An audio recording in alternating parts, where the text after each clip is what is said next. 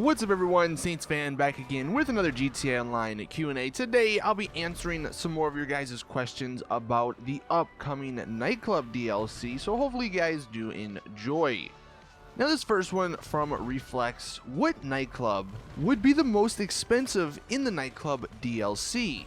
Now of course this is speculation, but just going off of what Rockstar have done in the past with how things cost, it's all about location. I'm sure some people think that the Bahama Mamas nightclub would be the most expensive just because that's the most popular one, but it's really not in a good location. It's actually right next to the cheapest office, so Rockstar seemed to not like that side of the map when it comes to pricing things very high. You have to really look inside the city. Even the clubs that are on, I think it's the Hollywood Strip Street, the clubs up there I don't think would cost, that much money either. The one that if they do end up making it a club that we can purchase, I forget, I think it's called the Vault. It's the one literally right in the center of the city. That's the one I feel like that would cost around $3 million if they have the same sort of pricing that they had for the bunkers and all that, like 1 to 3 million. I feel like the one right in the middle of the city would be the one that costs the most. And then obviously once you get to the edges of the city, those are going to cost less. Now it will also be interesting if they give us the option to own the club up in Paleto Bay. I'm sure that one wouldn't cost as much. That one may even cost, like $500,000. That one may be the cheap model for people, but the obvious disadvantage of it is that you have to drive quite a distance if you want to do maybe the missions for it. But that's sort of what I see with the nightclubs. I feel like the Bahama Mamas will be a middle of the line if we can purchase it, like 1.5 maybe 2 million, just because they might bump it up a little bit because of the popularity, but I don't think that one will be the most expensive. I feel like the ones that will be the most expensive are the ones in the city, because they have the best location. Ginny, will there be any nightclub defenses? For example, a player that has another nightclub can signal AIs to attack your nightclub. That would be kind of cool, but I feel like that would end up being griefing. The only sort of defense I could see is having some bodyguards outside. I'm sure there will be some sort of security upgrade, and I'm sure that if the nightclubs have some sort of illegal business going on with them, there will be some sort of police raids on it.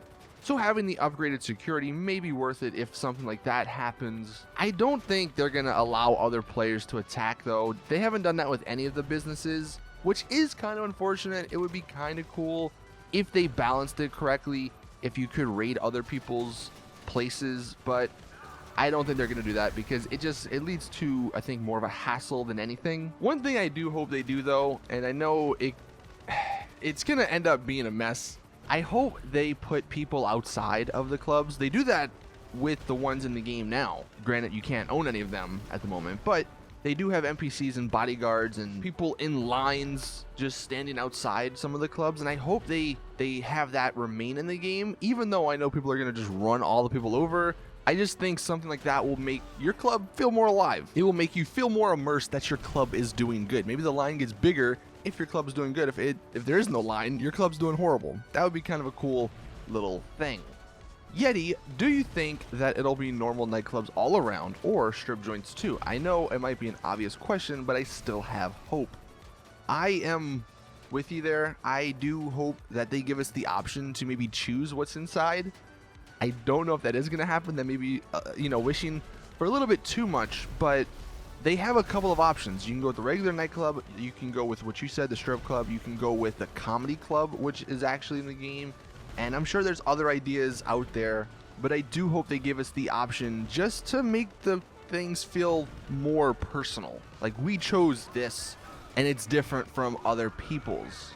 Now, Fuzz, with the next one, do you think we will receive the DLC trailer tomorrow or Friday? Well, it is possible that we don't receive it either of those days. Tomorrow could be a candidate, depending on when they want to release the DLC. If you actually keep up with the whole QA beta stuff, they have yet to update the QA beta branch, so I feel like we won't get a DLC trailer until that gets updated, because usually that means they're getting close to releasing it. I would imagine they do like they have done with the last couple of DLCs, and they released a trailer about a week-ish before the DLC comes out. I think if they release it too early, then people may forget about it. I think they want people to see the trailer, be super hyped for whatever the DLC is, and then you have to play it a couple of days later. I don't think they want people waiting too long, because then they may get bored or forget about it and go play another game. Tomorrow, what I do hope we get, though, is some more double heists, double money on heists. I hope that's what they're doing. Hopefully we get Act 2 of the Doomsday heist, and then we get maybe some of the other original heists with double money, and then maybe next week we get the Act 3 with the Pacific Standard. However, the DLC trailer, it may be a couple of weeks away. And then I guess sort of tying into that, Death here says, when do you think the Nightclub DLC is coming? You know, it's unfortunate. I mentioned this in my Discord. I'm actually going on a vacation trip to Canada at the end of July. I'm leaving on like the 18th or something, I think. And then I'm not coming back until the 29th. And I was like, you know, Rockstar are totally going to release a DLC on the 17th of July just because I'm leaving. They did it last year with E3. I went to E3 and then they released a DLC while I was gone. So yeah, it wouldn't surprise me if Rockstar did the same thing again. I know it's not intentional at all, but it's just funny how it falls like that. The two likely dates, though, that people are speculating is the 10th of July and then the 17th of July. Hopefully it's not after that. Hopefully, though, it's actually sooner. If they do the double money on heists for the next 2 weeks, then that takes us to the July 4th week. And I'm not sure if they have anything planned for that week, but that's when they could potentially release the trailer, and then the following week they release the DLC. That would be ideal, and that would put it on the 10th of July. Some people have been speculating they're pushing it back till August, because I believe that's when the Smuggler's Run DLC came out. And we have the rumor that there's not going to be a DLC around the time Red Dead Redemption comes out. There's not going to be a major DLC after this one until perhaps the December one. So whatever they do release, it's got to be big to sort of get us to the Red Dead Redemption release date, and then hold us off until the next December update, which obviously will come in December. So if they release it in July, that's what, 5 months they have to go through. If they release it in August, I believe it's only 4 months. So just thinking about that, the drip feed on this DLC probably will be crazy. But I guess it does mean a ton of new cars and new vehicles. That's my prediction, though, on the release date. Then we have Crypto Steve. What sort of numbers would we see if Rockstar gathered stats on? For example, how many times Easy Way Out has been used since day one?